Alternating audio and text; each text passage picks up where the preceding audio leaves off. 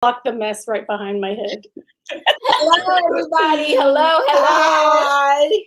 We are here for My Sister, My Friend, our last installment of My Sister, My Friend. In what, a 3-month?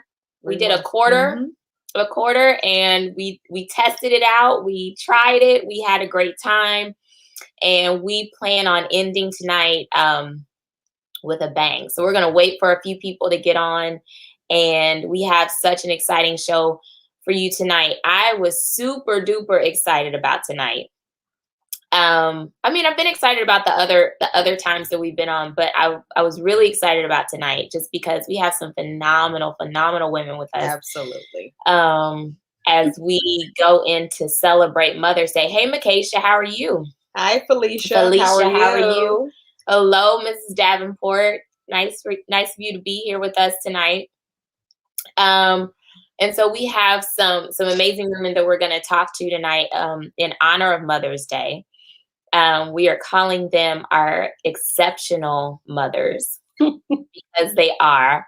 They have amazing stories. Asked us what our stories were. We don't have amazing stories. I'm not even going to attempt to try and compare my story of motherhood to either one of your stories. And if our third guest comes, then that story as well. So you guys are just so inspirational as moms, and so we want to hear your stories. So hello, Chris. Hello, Renee. Hi, Miss Kelly. Hey, Miss Kelly. Happy Mother's Day to you too. Thank you. Happy Mother's Day. Hello, Martha. So we're gonna get started in just a few minutes. But first thing that we do with each My Sister, My Friend is we literally just ask the simple question of how are you doing? So many times we as women, we go throughout our day, we manage all types of things, we do all types of things, and no one asks us how are we doing? And to give like a real genuine response to say, I'm good, today was just okay, whatever that looks like. So Jessica, mom of multiple, how are you doing? Well, I'm going to be honest. Be honest. So we homeschool our kids, and this is our 8th year doing it. And by the grace of God, we've made it to 8 years. Wow. But we've never been like, when we started, we had, we talked about it a lot. And so we never got hung up on whether, it was never like homeschool or die. We always gave room for, hey, if things change or if it doesn't work out anymore, it's, or if it's not right now, we would give some space to be like, well, maybe we got to send you back. But I would say the past couple of weeks actually have been super stressful because one of our kids, they do a Becca, and it's kind of like virtual, but it's still homeschool. So they're watching videos of teachers that are teaching them. So we're still supposed to send out all these grades for quizzes and tests and everything. And so, we're like a little behind. Like next Wednesday is the deadline, and I am hustling. Like, okay, you have to do 5 quizzes today. What is wrong with you? So, it's been a little stressful, but I can't even imagine. I mean, just this last year of COVID homeschool. Right. Yeah. I can't imagine. So we're going to get to your story, and other people will understand why we can't imagine doing what you do. And homeschooling. I forgot about that factor. I mean, just give you a crown because my God.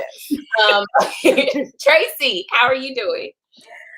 I'm doing the same. I think we're in the process of a big life change. We're relocating to a whole nother state.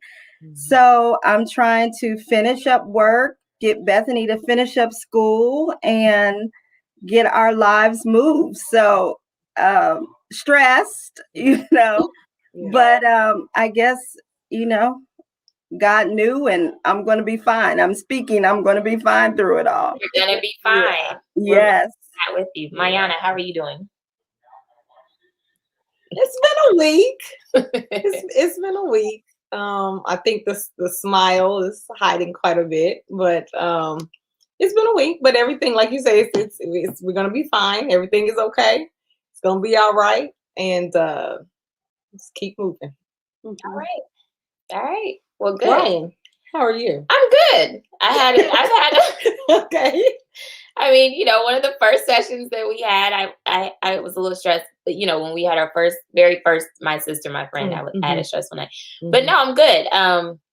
Sly started traveling again this week. He'll be back in a few, like maybe an hour or so after this week. And so I was a little rusty in the beginning of the week, but getting everybody acclimated, myself and everything like that. But I'm okay. So I'm good. Good. I'm doing well. So what we have planned for you tonight, like I said, is we have some exceptional moms with us this evening.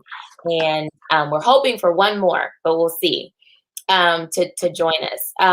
But I wanted you all to hear their stories, because what they consist of are stories of faith. They've been inspirational for me. And I would love to share that with you all. So we send this backstage. Who wants to go first to share their story? Don't all jump at once. Dead air. I'll start, Jessica. I'll start. Okay. Out of nervousness, I'll just get it over with. But for anybody who doesn't know my story, first of all, let me thank Mayana and Ryan for inviting me on. And when you said extraordinary mother, I thought, wow, that sounds really good. I just felt good having that title. Yes. And so my story is, me and my husband, we've been married for 27 years, and we were believing God for a child from the very beginning. And so when we got married, we were 23, never had any contraceptives, never did anything to prevent childbirth. And we actually started out saying day one, we wanted 10 children. Wow. So over time, yes. I'm sorry, I've been corrected. I forgot, I just had an anniversary. I've been married 28 So it ended up, we tried and couldn't have a child. And when I turned 43, I went to Darwin and I said, who is my husband, and said, at this point, I want to have my tubes tied, because it just had been so many years. And at that point, I was a little weary, and we had just been to every church and every prayer line, and we had hands laid and oil, slathered with oil, and it just had not happened. And when I went to him, he said, would you hold out 2 more years? I still believe God that we're going to have a child. I just believe you're supposed to hold out. Could you hold out to 45? So I'm like, that's pretty old to have a baby, but I agreed to do that. And I turned 45 in August, and it still had not happened. And so around September, I had missed my monthly cycle. And at that point, I told Darwin, I said, you know what? I think I've hit menopause at this point. And because I've missed my cycle. And so I called my doctor, and my doctor said, did you take a birth control test? And I actually didn't, because I probably could own stock in it. I had taken so many over the years, purchased so many, that I was just at the point refusing. But the funny thing, even in my mind, I never even thought that I could have been pregnant. So I went home, told Darwin about the story.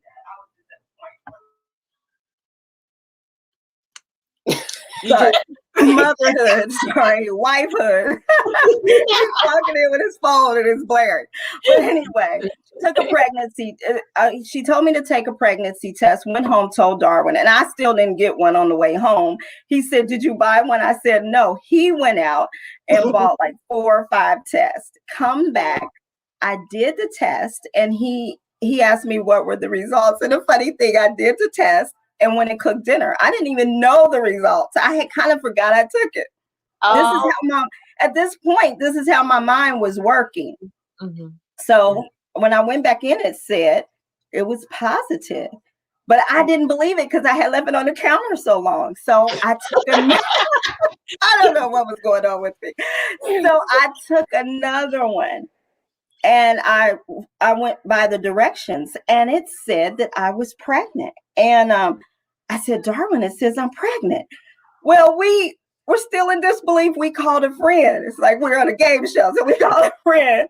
We called one of our friends, Dion. I'll never forget this. We said, Dion, I took a pregnancy test and it says I'm pregnant. Do you think it could be true? And she said, there's no false positives. There's only false negatives. Mm-hmm. And still at that point, we're shocked. All night we're sitting there and we didn't want to call anybody else because we were like, what if this is not true? Mm-hmm. So we waited till the next day. I had the appointment with the doctor. We go into the doctor and the doctor says to us, I will take a blood test and then I'll come back to you and when the blood tests come back. And Darwin told the lady, I've been waiting 20 years to have a child and I cannot go back home without knowing that she's pregnant. So she said, well, I'll do an ultrasound, but even if she was pregnant, it would be too early to tell. So she said, but we'll try. So she did an ultrasound and I can cry to this very day. When I went in there, the tech and the doctor came into, and she put the wand on my belly and this little dot said, beep, beep, beep. And I just can't even explain it. I cannot explain it. It makes me cry every time I try to. Me and Darwin just busted out in tears. We were crying uncontrollably.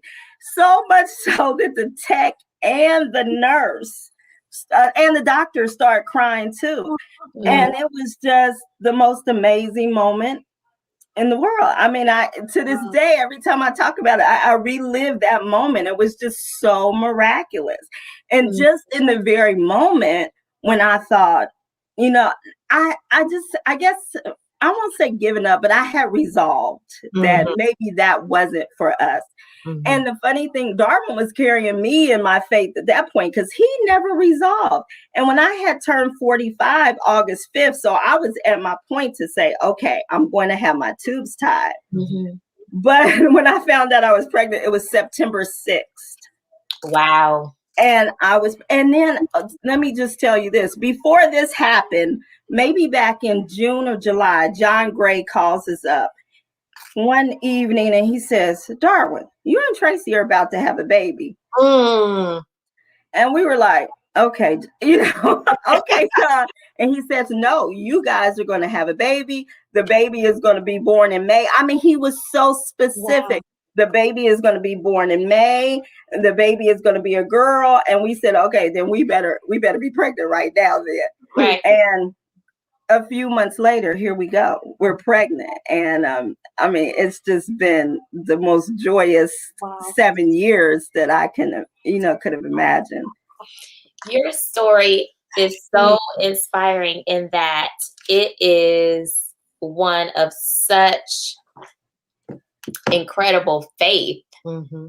And I'm sure over the course of 20 years, like you just said, your faith probably wavered. Oh, it did. But I can say, and that's why I believe it's so important to have people yoked up with you. I at times did feel like, okay, I'm not carrying this thing myself. I'm not doing that. I have been to every baby shower. All of our friends that got married with us, they all had children. I have babysat everybody's children. We have 1,000 godchildren. And I've been to showers and, birthday parties. And it was just nothing. It was just, we were like dormant. And every time I would hear a sermon about somebody who's barren, I just wanted to just bust out into tears. And every Mother's Day was just, I was celebrating everybody else, but I wanted to celebrate my own self, Right. So yeah. it was a long haul, but I can tell you, I mean, our faith was so, it grew so much over that time. And I often say it just had to keep growing because after I got pregnant, Bethany, it wasn't an easy pregnancy. You know, you think you're going to be pregnant. When I finally made it to pregnancy, I'm like, wow, I'm pregnant and this is just going to be joyous, you know. But ended up in my first trimester, I ended up having to have a cerclage, which is when they sew up your cervix. And Bethany was riding really low, you know, that like they were saying, okay, you're going to miscarry. And I'll never forget, I went to the doctor on my regular doctor's appointment. And when I got examined, the tech, it was so weird, the look on her face. And she walked out the room and she said, let me get the doctor. And Darwin's like, what's wrong? And the doctor comes back in and he's saying, you got to go straight to the hospital right now. We can't even believe you're still carrying this baby. So they had to do a surgery to sew me up and they had to put me on the operating table. And the doctor told Darwin they literally turned me upside down on my head so that Bethany would float back down and that they could stitch me back up. Wow. So they stitched her in, but then even after that, they kept sending the doctor to say, she's riding the stitch now. Mm-hmm. So the whole time she's sitting on the stitch, she's so small, you're not going to make it. You know, she wasn't going to make it. So they sent me home, put me on bed rest. And I'll never forget, it was like a holiday. It was New Year's Day. Me and Darwin were home by ourselves. I was laying on the couch. We were watching TV. And I kept saying, I feel pressure. And Darwin said, well, the doctor said, if you feel pressure, go to the hospital. And I did not want to go. I just, at that point, you're building up some fear. So we go to the hospital and they tell me you have to stay because it was New Year's. All the doctors weren't there. So I thought I was just staying overnight. Well, that led to me staying for 76 whole days of in hospital bed rest. And it wasn't just that I was just at the hospital. I had to lay flat the whole 76 days. So I was flat. They would let me sit up to eat my meal, which was timed. And then I had to lay back down. And I could go to the bathroom guided. I had to call somebody when I had to go to the bathroom. And then I had to take medication because they were afraid if I had to do anything besides urinate, they were afraid that if I pushed, the baby would come out. Mm-hmm. So I took medication every day. So everything was just at an ease to, come out. And so it was trying, but I will say, I can't say I did it completely without fear because you're in the hospital. You have every Monday I had a test. And this makes me want to cry too, because at that point we had moved back Darwin was working in Cincinnati at Christ Emmanuel. And so he was back and forth on the weekends. He would come here and then he'd come to the hospital. Every Sunday night he'd come to the hospital. And I mean, people were sending me things from church, like they'd send me books, pajamas, food. And my mother-in-law was sending me food. And I mean, he would always bring me some kind of gift that people were sending me, which was so encouraging. Then every Sunday night, he would spend the night with me. And I had a test every Monday morning. So they look at the baby every Monday morning. And every Monday morning was the same story. I don't know if she's going to make it. She's riding the stitch so low. They even sent the neonatal doctor in to have a talk with us. They thought these people are not receiving what we're saying. We need to really sit down and talk to them. And I'll never forget Darwin told them, we hear what you're saying, but we don't receive what you're saying. Yes. So don't come back. Don't come back to our room. So, long story short, Bethany, of course, was born. And in the end, they sent me home at like 38 weeks because they felt like if I stayed in the hospital and had her in the hospital and went home, that leads to depression, postpartum. So they let me go home 2 weeks before. I had to go to the doctor 3 times a week for those until the baby came. At 40 weeks, I went to the doctor, and the doctor apologized to me and Darwin. This was my high risk doctor. He said, we had meetings and said your baby was not going to make it, and this really is a miracle. And I must apologize to you. Wow. And so at that point, he sent me to the hospital, and they had to induce me after all these months. So I will say, it wasn't always fearless. I mean, we had some fears we were fighting, but I will say we fought the fears courageously. Mm-hmm. I mean, our level of faith now is like, I mean, it's through the roof. I mean, because I'm daily looking at Bethany and I'm like, this really is a miracle. She is a miracle. And we are so grateful. So that's so awesome. Like, and it's no matter how many times I hear that story, it's still just. And I haven't heard all of that. But me and Darwin always say, that's why we always say, when people see Bethany, we want them to know whatever they're believing God for, that it's possible, that you still believe, that you still trust, that you still hold on, because God keeps his promises. So we always want her to be a representation of that. And I just feel so grateful. I feel like I'm living a modern day miracle. You know, I'm grateful. That's awesome. And she's wonderful. Yes, Bethany is so it's this little fiery pistol of a yes. Of 100% her daddy in so many ways. I love her. So Ellie, you have arrived. Hello, Chicago. I'm so happy you're here. Mayana's so excited you're here. She almost fell over. Don't push me. I'm sorry. So Ellie, we started off sharing our stories and of just how wonderful mamas you all are. They tried to get us to share our stories. We said ours do not compare in any way, shape, or form to you all. It would be an embarrassment to say anything.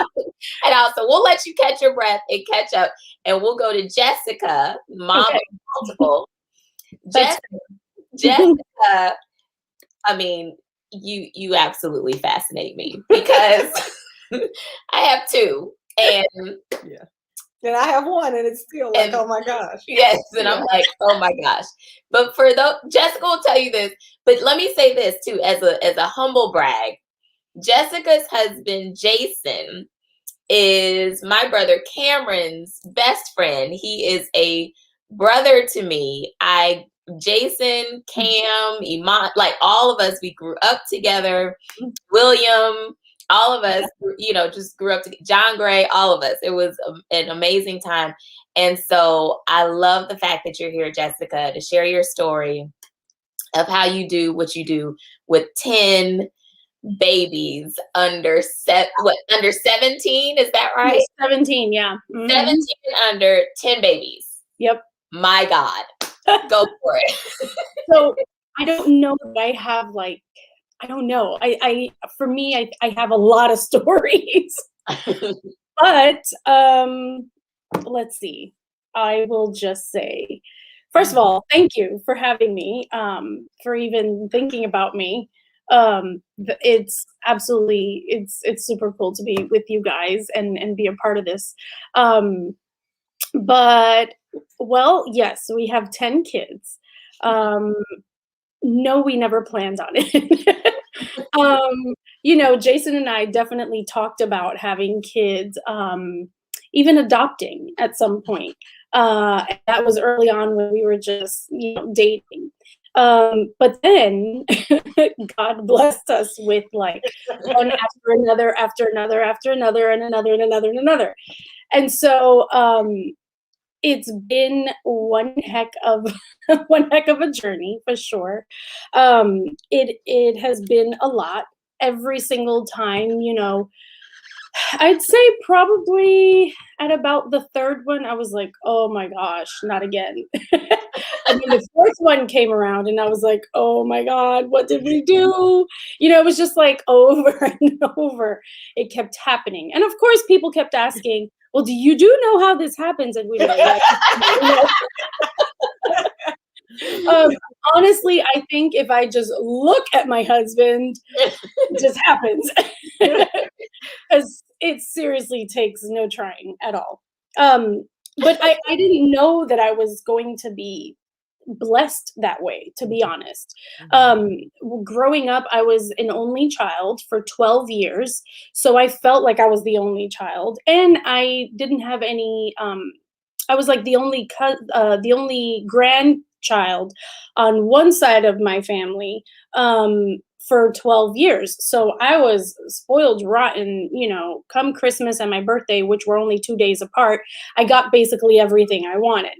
So I didn't have a problem with that part. But, talking to your dog and Barbies was not always what I wanted to do.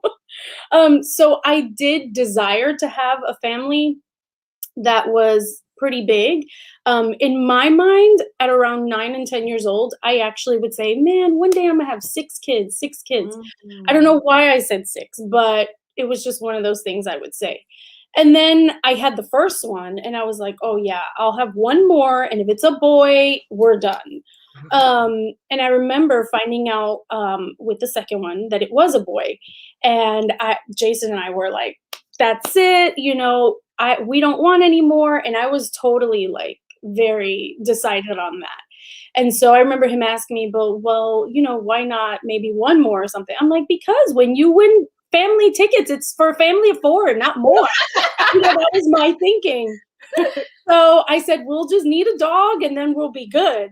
But I remember that my OB at the time was was very quirky. He was a very interesting person. He not only was a doctor, he also had his doctorate and was a lawyer. So an absolute brain. Wow.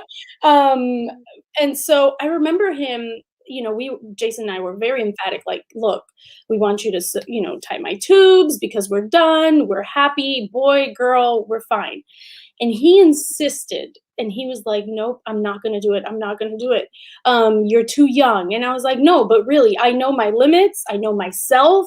Patience is not my thing. And I'm good with 2. I have enough for that.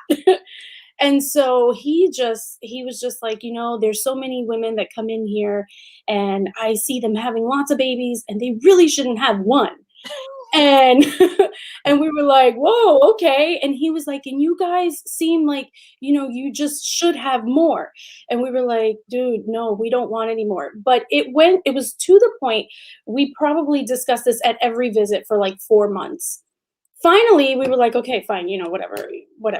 We won't pressure you anymore to do this. Well, then we had all these other kids.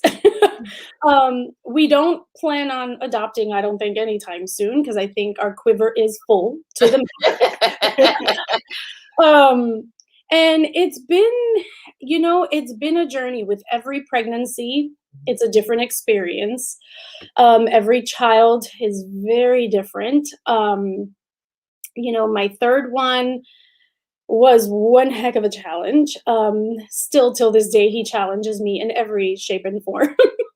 I used to call him the Tasmanian devil because the kid would not stay still at all. He would run around the house literally on all 4s. And I was like, how do you even humanly possible? How do you do that? But he would run on all 4s, fast, constantly, like literally climbing up the walls. And so he's the one that would, honestly, he would send me to the closet because I would lock myself in the closet and cry, like real tears. And I'd be like, Jesus, why did you give this kid to me? I can't handle it. I'm not equipped for this. What are you doing? Why? Like tears. I've got stories with him. And then the fourth one, it was one of those times where, because I had 3 so young, I think I want to say it was 4 years old was my oldest. Then I had like a 3.5-year-old, and then I had a 2.5, and then it was like I was pregnant again. And for a while, I was just like, oh my God, I felt depressed, actually.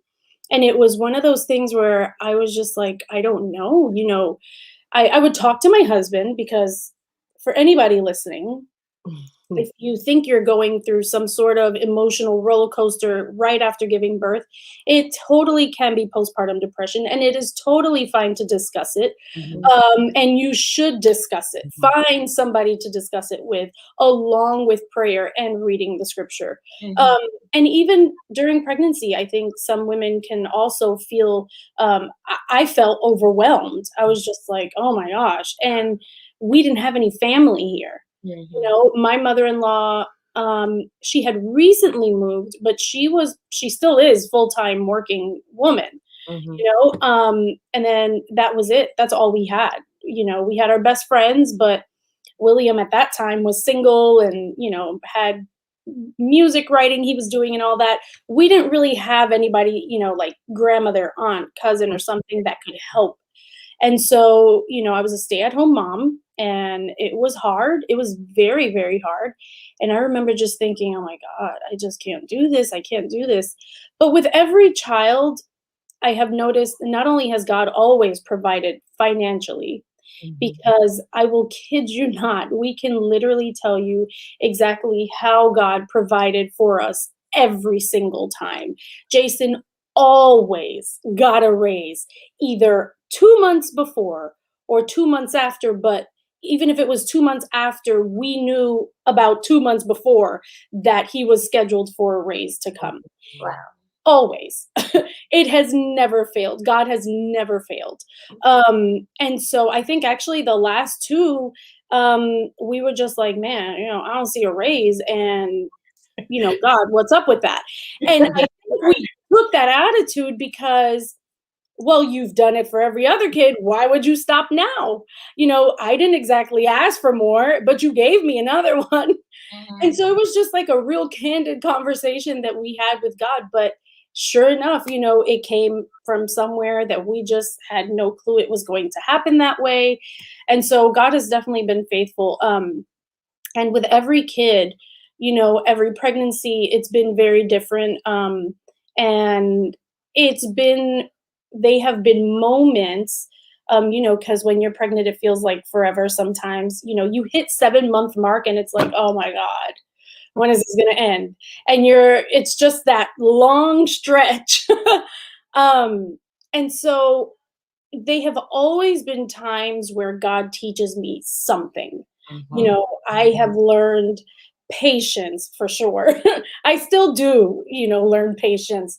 But I've learned patience. I've learned understanding, learned how to listen more, how to be far more compassionate, how to put myself in, a specific kid's shoes, because their world may be here and it's totally different than what other people are experiencing, and they're so in here, and it's one of those kids where you're like, are you even on this planet?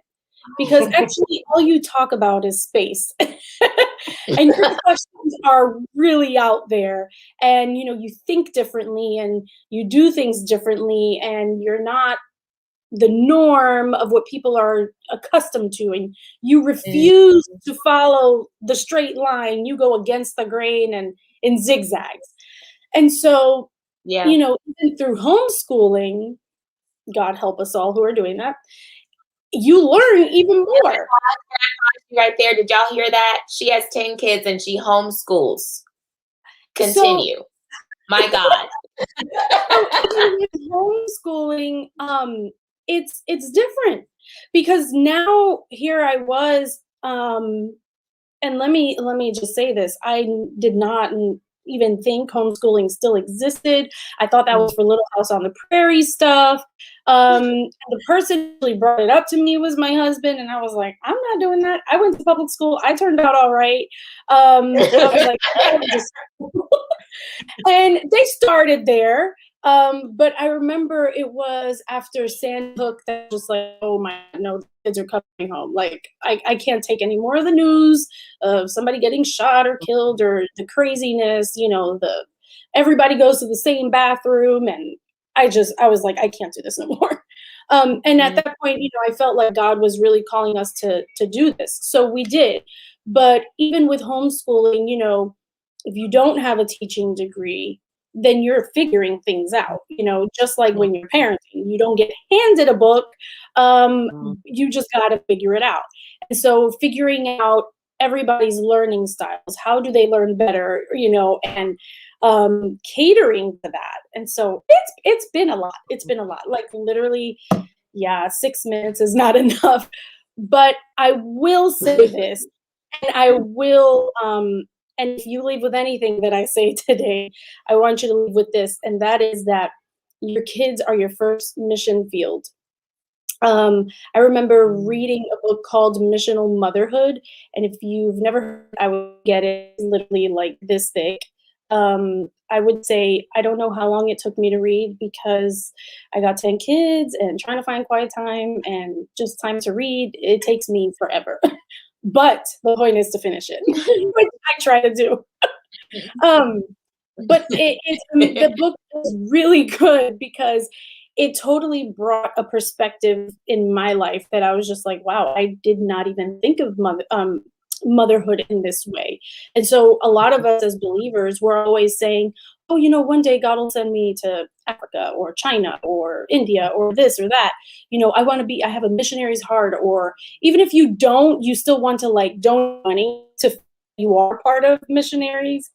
And this, this book taught me that your kids are your first mission field. That's who you have to minister to first. And no, it's not, easy every single day.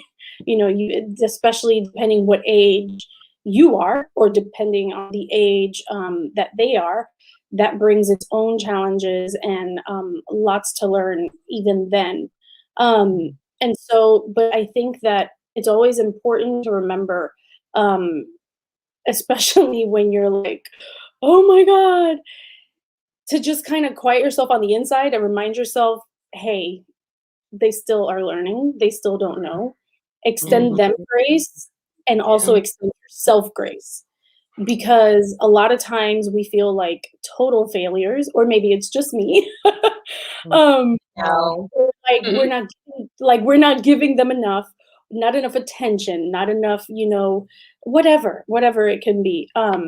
But that's another thing that I have learned is to extend myself grace, because you know what? I think that God sees the hours that we put in, the time that we put in, our intentions, our heart. He knows, that we can become overwhelmed with so many different things, especially if you're a working mom. That's another layer of trying to get yourself together in life. But if you're sowing on good ground, and then you just leave the rest to God, and he will make the rest turn out all right. He really will. Especially in the early years, I know that they can be super hard, super challenging, but I'm telling you, consistency is key. Keep at it. Don't quit. Don't give up. Ask God for lots of strength, because I definitely have done that. And there have been times where I'm like at that brink, and Jesus literally has always stepped in. And now that I have a 17-year-old, tonight I cooked the chicken and then she did the rest. So I'm just like, I'm not thinking about it. Thank God. So if you have a kid, whether boy or girl, teach them how to cook. Teach them, the things that are gonna really matter in life, because it will help you so much in the end. It will help you so much. Yes. Do you see Darwin's comment? I have taken 2 Xanax listening to Jessica, 10 kids, Jesus the Christ. Wait, he said, I don't see any comments. Oh, wait, you know what? It says private chat. Maybe that's what. No, just found the comments. I didn't see that at all. Me too. I didn't see it either. You guys are getting great comments. You are getting great comments. We've been watching them. Jessica, thank you so much. Thank you. Thank you so much for sharing your story. I just, like I said, I'm in awe of you. I wish we had time to talk more about even the miracle that God did in your life and the life of the children. A few years ago. But let me tell you, we may have to have you back on again just to talk about miracle. I mean, you all are all examples of miracles of what God can do just in a miraculous way. I tell you, when I listen to William's, recording. Yeah. About that, I cry every single solitary time, every single time, because It's hard not to. Oh my God. I remember us interceding for you. I mean, hardcore interceding for you and your baby. And you are a miracle. So one day, you guys, I promise you, there is another layer of another story with Jessica and these babies that she has, where God has miraculously healed each one of them. And they're here. So one day we're going to talk. Still heals. He still heals. It's not a survival time thing. He still heals. He's still healing. We have literally seen it. We've lived through it. Yes. And it does. There's. I know there's nothing impossible for God. Yes. And so look, when I say God heals, that is a perfect segue to Ellie. Yeah. And that you, my friend, are such a woman of faith, and your faith has inspired me in so many ways. And so I thank you so much for coming on. I know based on your posts that you have a lot going on. So I thank you so much for taking the time to be with us tonight. And so share what you will. I know, Chase, and your story of motherhood is so up and down and in and out. But whatever you would like to share with us, it seems like, the theme tonight has been just that of faith, believing God for the impossible, trusting God as He guides us throughout our journey. And so just really whatever the Lord has laid on your heart to share, we'd love to hear that. Well, it is such a joy to be here with you. And I mean, I was walking into the room being like, wow, I've got 4 kids. That's a lot of kids. So thank you very much. I now feel like I don't have as many kids. 4 is very doable. Thank you. 4 is doable. Yeah, feeling much better about that. So it's just such a joy to be here and to hear these things. I just find myself amening along with all of these things that are being said. And actually, my story of motherhood actually starts with kind of a crash course that was more of a jump off the cliff of motherhood that ended up with me with a positive pregnancy test sitting on Ryan Dupree's bed in her house in Chicago as we were trying to figure out what to do. And her brother Cameron was outside the door trying to nonchalantly play his guitar as we were just kind of falling apart. So that may be a story for another day. But I definitely walked into motherhood as a surprise. And I now have 4 children, ages 9 to 15. And there were 4 children in 5 years. So those are some blackout years. I don't remember very much of those years. There was not very much sleep. But I think the thing, and I can definitely affirm, like after about the 2nd or 3rd one, people start saying, you know how this happens, right? It's like, oh, thank you so much. No, please tell me. But I think the thing that has occurred to me throughout motherhood, from where it started to where it is now, is just that it is a very humble process. It rarely goes the way we think it's going to. And it rarely takes the journey we expect, and yet it's the journey we need. And I just keep thinking about that verse about how we plan, but God directs. And I think there have been many times throughout the course of my journey in motherhood so far, where I've seen that reiterated, and never quite so clearly as about 8 years ago. Our third of the 4 children, we found out that he had an aggressive malignant brain and spine cancer. And it was a total shock to us. And therein started just tons of treatment. We're in the hospital all the time. The doctors did tell us there was a very slim chance of him ever surviving it. And I'm so thankful to be able to share with you all that once again, man plans and man speaks of numbers, but God directs. Chase is still with us.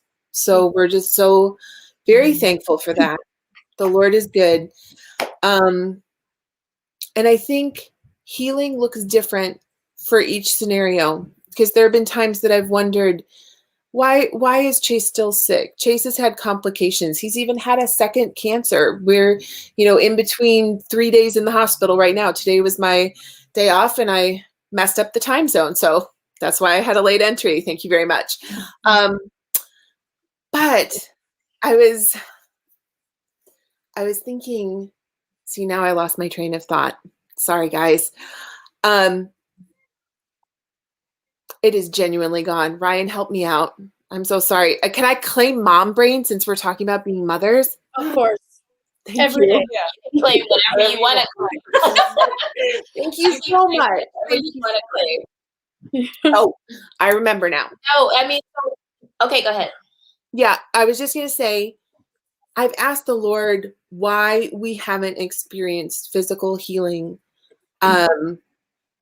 with Chase in the way that maybe we've prayed for it or the way that we would have desired it, because he's still not well, even though he's with us. And I think that the answer that keeps coming back is that his grace is sufficient and that the day is coming. You look in Revelation and the day is coming where there will be no more tears. And I know, motherhood is a time where you laugh or you cry. But I think a huge encouragement is just like, there is a day coming, a day of reckoning and a day of perfection when we're not going to cry anymore. And it's going to be okay. And everything we struggle with as parents is going to be made right because God is our God. And so I think the things that I have learned as I've sat at a hospital bed, there have been days where I have held his hand and the doctors have said, if he doesn't turn by the end of the day, like if we don't see the fever come down or the counts go up, we're going to need to talk. And I've known what that conversation would hold. And then there have been other days where little boy with his memory loss, he's wandered out of the house without a shirt on because it was summer. And the city police found him before I did. And there was this incredibly humbling moment of like, oh my word, they're going to think I'm the worst parent ever. So you're humbling whether you're at the hospital bed or you're talking with the city's finest, just, kind of, yes, please come into my house. What do you want to know? We're an open book. Blessings. Yeah. You want a cup of coffee? It is humbling. And yet we are parents. We're mothers. We're not saviors. And I remember hearing a pastor once talking about being a kindling layer. You lay on the kindling and just pray that the Lord ignites a holy blaze. And there have been seasons where I have been separated from my other children for long periods of time where other people have literally been raising them because I couldn't leave the hospital and they couldn't come in and be with Chase. And so you never stop praying for those gospel opportunities with the children, those chances to lay kindling, those moments where the Lord would strengthen them and not break them. And I think when you go, motherhood is not a sprint, it's a marathon. We're in this for the long haul. And so I think the thing that encourages me the most, the thing that I would desire to share with all of you is one of my favorite quotes from Elizabeth Elliot. And she said, in the spirit is the enabling. And so trust that the Spirit is going to give you that strength in that moment by moment with your kids every day, no matter what age they are, whether it's that one more diaper that you just really don't have the emotional energy to change, or that conversation late at night with an older child that's just, again, there's very little emotional energy for these things. Trust that the Spirit is just going to strengthen you for those things and give those to you, because you have been called to raise these children. The times when I've asked the Lord, what am I doing with Chase? I can't do this another day. I've been called to be the mom of Chase and the mom of his siblings. And that's not something that I can take lightly. And I think at the end of the day, it's a comfort, because no matter what goes right or what goes wrong, God's going to complete the work he started in us. And we are called to do these things. And that is a very noble thing. And that doesn't get said enough, especially now. I sometimes even have to fight the urge to say, I'm just a mom. Like, when did we get okay with saying the just? Like, I don't know where everybody is or what all you need to be doing today or tomorrow or the next day, but motherhood is incredibly noble. And so I hope you know that as you go from this, the Spirit will enable you, and you are doing an exceptionally noble thing. Mm-hmm. Thank you. Wow. Thank you. Thank Wow. you. Thank you.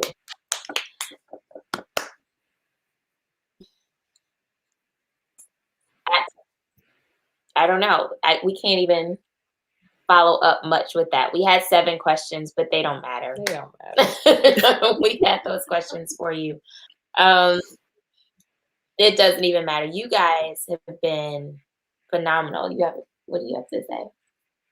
I mean, I think I would say for me, like I said, we had things prepared, questions, and I'm just sitting here rocking, because to hear how God has performed miracles, modern day miracles, where we're thinking like, oh, in the Bible day he's performing modern day miracles in the lives of those who love him.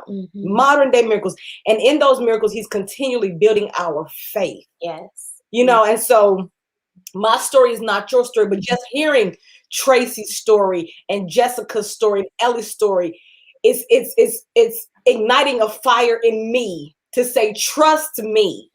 Trust me.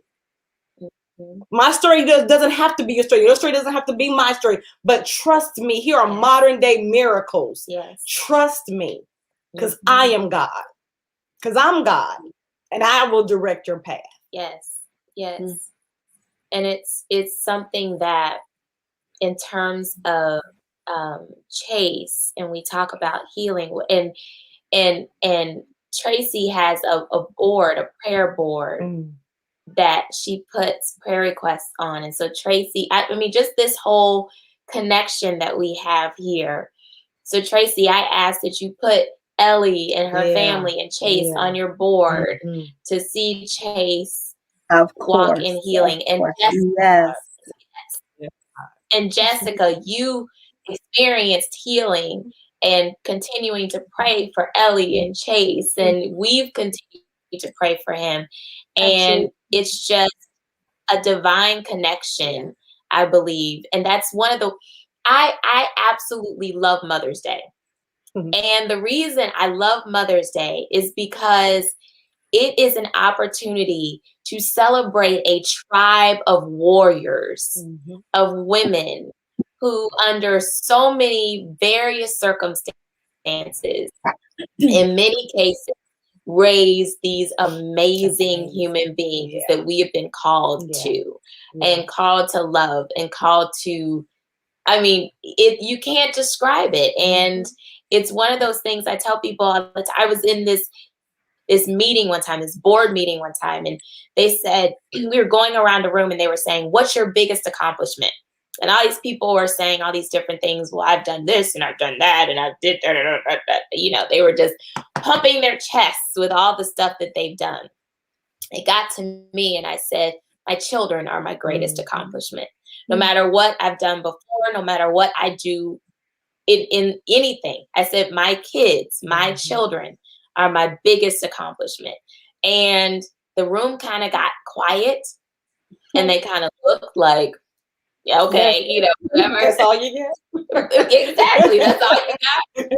That's all I have, you know, but to hear you all has, as Mayana said, has ignited my faith as a mom and as a person to just believe God for whatever we lay before him, trusting that he hears us and that he's a rewarder of those who diligently seek him, and that his strength really is made perfect in our weaknesses. And so it's sufficient. and it's sufficient. His grace is Yes. sufficient. And I can't thank you enough for being here tonight. I really cannot. And to each of you, every woman that's on this live, happy Mother's Day. Happy Mother's Day. Really celebrate who God has created you to be. The beautiful lives that he has placed in you, and the beautiful lives that he's giving you to nurture and to love on.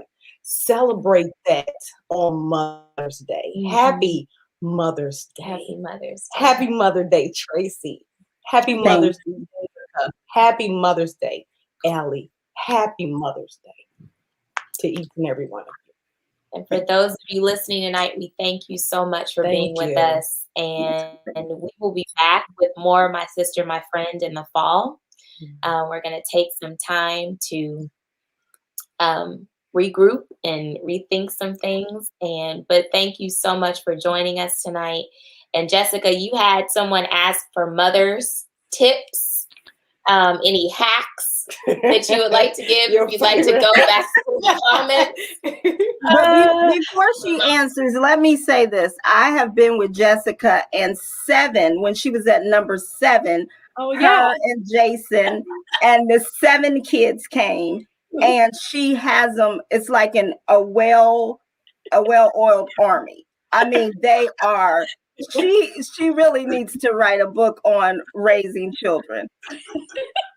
Oh, I want to come talk to Jessica some more. Yeah, because like I said, with 2, you know, and you have 10, I can't complain. So let's see. Okay, before I say about the hack, while I think about a hack, actually, I will say for those who have questions or wonder how we do life, I am actually currently not working on a book, but I am working on a blog that hopefully, you know, hopefully by like September or August, I would really like to finally have up. But I will be giving advice on motherhood or sharing experiences, but it's actually it's not geared to anybody. It's geared towards my kids. So it's actually me like writing letters to them and teaching them, hey, this is how it is. This is how it happens. This is what you should do, this and that.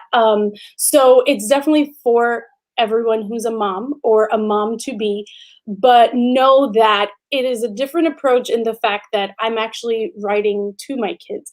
So it would definitely be more heartfelt because it's basically when I leave this earth and I'm in heaven and my kids are still here, I want them to be able to still get their questions answered in parenting and in motherhood.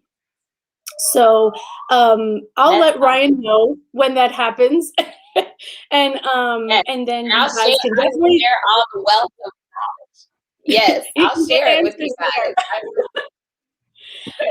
Well, we love you guys. Tracy. Oh, Tracy, did you have some comments? One more thing. Yeah. I really do feel called to pray. And I'm very called to pray for women who are barren. So I have this email. It's called wombprayer@gmail.com.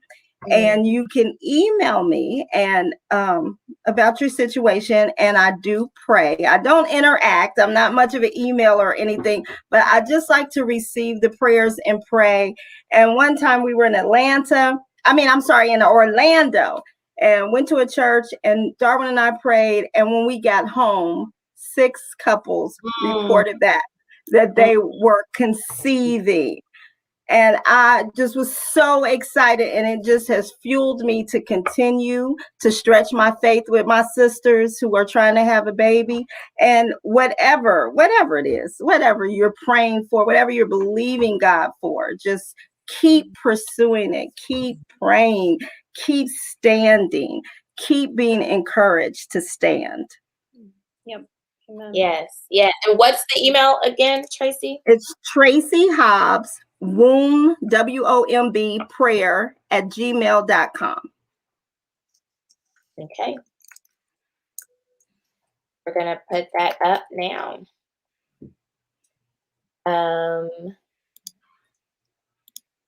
So that is Perfect. how you can reach Tracy for prayer. So Tracy, will you close us out in prayer tonight? Of course. Father,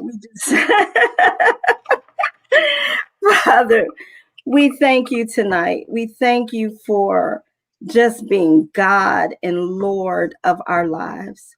We thank you for every mother on this call and every listener.